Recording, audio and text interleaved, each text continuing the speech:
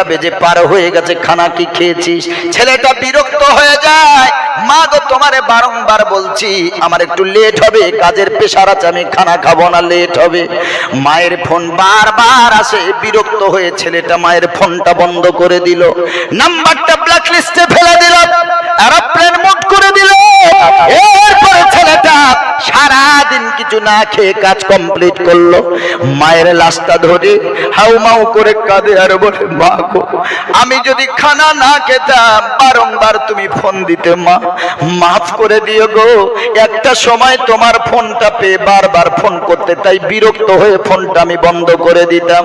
ও মা, আজ তুমি আমার ছেড়ে বিদায় নিয়েছো, বলো না মা কে আর আমাকে ফোন করবে, কে আর আমাকে খাবার খানা খেয়েছি কিনা খবর নেবে?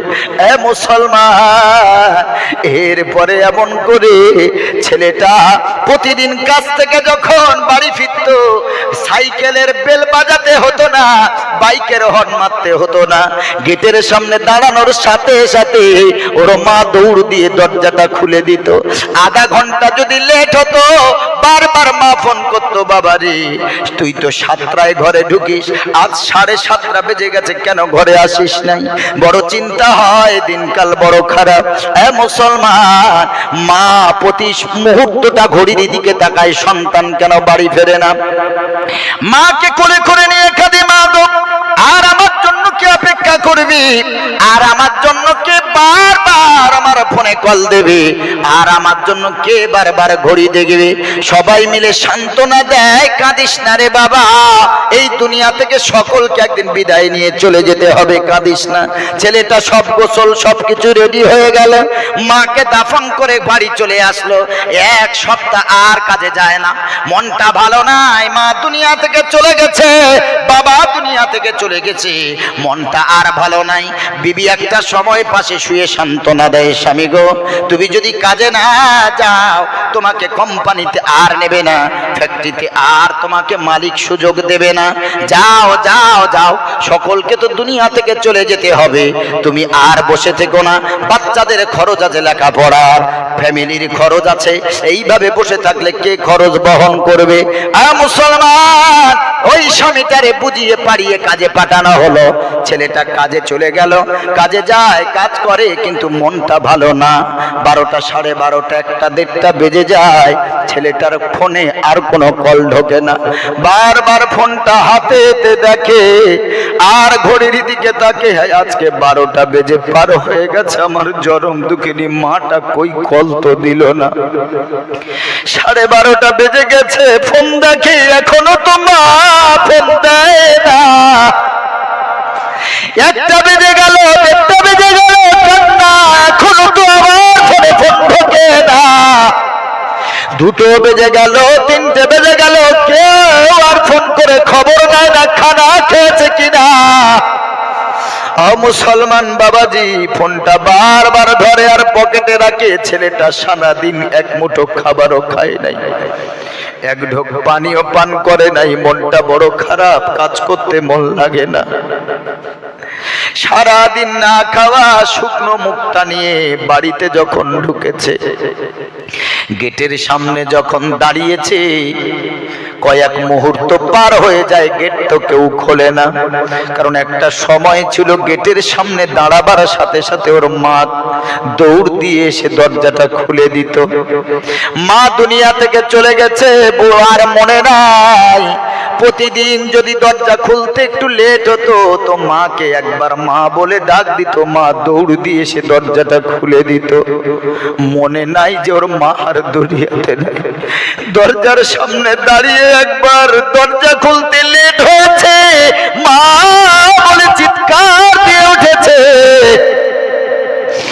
মা বলে চিৎকার দিয়ে উঠে বুঝতে পেরেছে আমি কারে ডাকছি, ওই মা ওই জনম দুঃখিনী তো আর দুনিয়াতে নাই, কে আমার দরজা খুলবে, কারে আমি ডাকতেছি, আমার মা তো দুনিয়াতে নাই, আর জীবনেও তো আমার দরজা খুলবে না, আর তো আমাকে কোনোদিন বিরক্ত করবে না।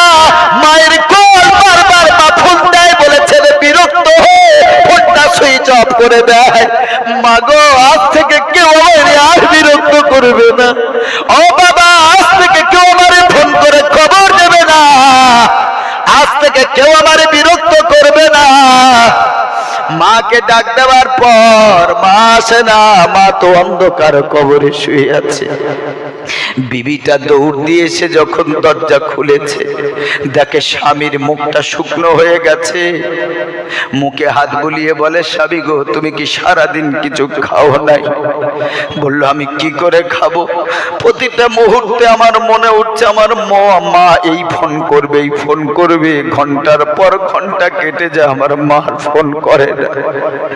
আমি সারাদিন এক লোকমা খেতেও পারি নাই। বিবিকে বলছে, বিবি সরে যাও, সরে যাও। আমার মা যেই ঘরে থাকতো ওই ঘরে একটু যাই, আমার মা নাই। কিন্তু আমার মা যেই যায় নামাজ, যেই মুসাল্লা বিছিয়ে নামাজ পড়তো, ওই মুসাল্লা তো আমার মায়ের ঘরে আছে।